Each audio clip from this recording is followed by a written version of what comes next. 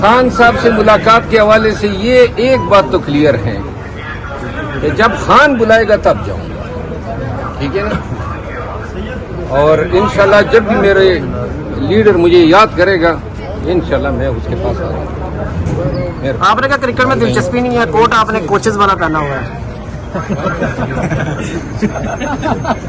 اس نے آپ کو ہنسا دیا۔ ہنستے تو ہم جو ہے انشاءاللہ اگر خدا نخواستہ کہیں وہ بات کوئی اور کسی اور طرف لیکن یہ ہے کہ ہم بڑے مشکل حالات میں ہنسنے والے لوگ ہیں، ٹھیک ہے نا؟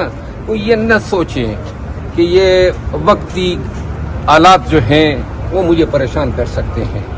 جو پریشانی ہم نے زندگی میں دیکھی ہے نا، یہ تو اس کا عشر عشیر ہی نہیں ہے۔ جو کام کرتے ہیں، جو بات کرتے ہیں، پوری ذمہ داری سے بات کرتے ہیں، اور الحمدللہ دنیاوی معاملات جو ہیں نا وہ ہمیں دل برداشتہ نہیں کر سکتے ہیں۔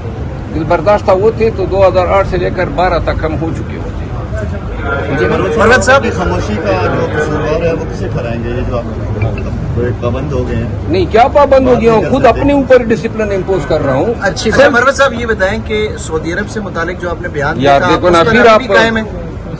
یہ آپ سوالات کر رہے ہیں، میں ابھی آپ کو استدعا کر رہا ہوں کہ مجھے یہ صرف دیکھیں ہم نا، رائے جاننا چاہ رہے ہیں کہ آپ اس پہ قائم ہیں یا آپ بھی ندامت محسوس کر رہے ہیں کہ وہ بیان آپ کو نہیں دینا چاہیے؟ آپ نادم ہیں اپنے سوال پہ یا نہیں ہے؟ نہیں سر، میں تو بالکل نادم نہیں، سوال کر رہا ہوں۔ میں آپ کو ریکویسٹ کر رہا ہوں کہ مجھ سے سوال نہ کریں، مجھے چھوڑ دیں، چلیں ٹھیک ہے۔ اور آپ کہہ رہے ہیں کہ نہیں میں نادم نہیں ہوں۔